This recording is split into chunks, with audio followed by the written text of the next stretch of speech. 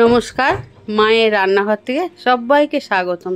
আজকে আমি জলজিরা শরবত বানাবো। তো কিভাবে বাড়িতে সহজে জলজিরা শরবত বানানো যায় সম্পূর্ণ ভিডিওটা দেখার অনুরোধ রইল। প্রথম আমি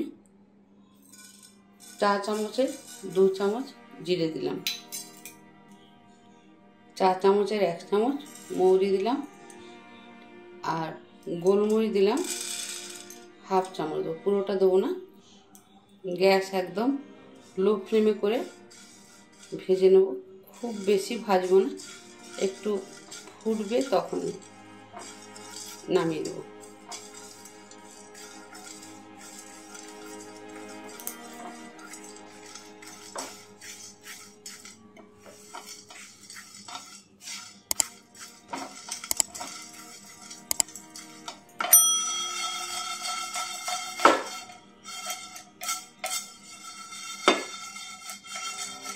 ভাজা হয়ে গেছে, দেখুন। গ্যাসটা নিভিয়ে দিলাম। এবার ঠান্ডা হলে গুঁড়ো করে নেব। জিরে ধনে গোলমরিচ ভেজে আমি গুঁড়ো করে নিয়েছি। এবার ঠিক এরকম কাঁচের বোতলে এভাবে স্টক করে রাখতে পারেন, কারণ যেভাবে গরম পড়েছে এইভাবে তৈরি করে রাখলে আপনি সহজেই মানুষকে দিতে পারবেন রোদ থেকে এলে।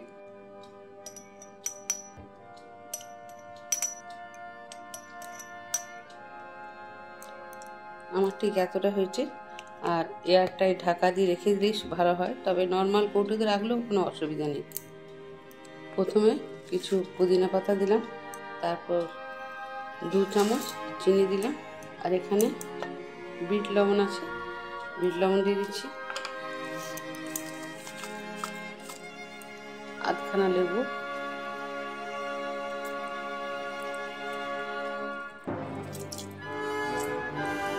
এক গ্লাস শরবতের জন্য ঠিক এতটা দিলেই যথেষ্ট। এখানে একটা গ্লাস নিয়েছি, যে পুদিনা পাতা পেস্ট করেছিলাম সেটা ঢেলে দিলাম। কন্টেনার ধুয়ে জলটা ঢেলে দিচ্ছি।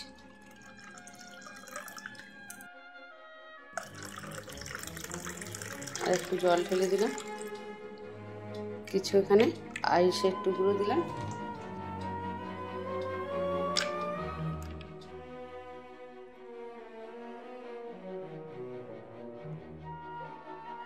দেখুন, তাহলে হয়ে গেল আমার জলজিরা পুদিনার শরবত। এবার আরেক রকম করে দেখাচ্ছি।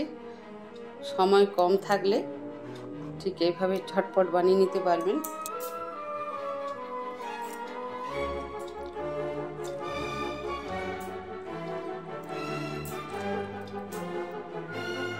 পুদিনা পাতাগুলো একটু হাতেই চটকে নিচ্ছে এরকম করে।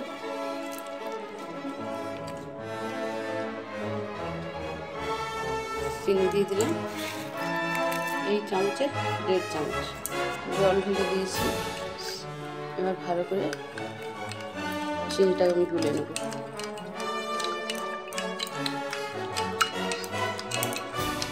আবার আমি একটু জল ঢেলে দিচ্ছি। আইসের টুকরো দিয়ে দিলাম।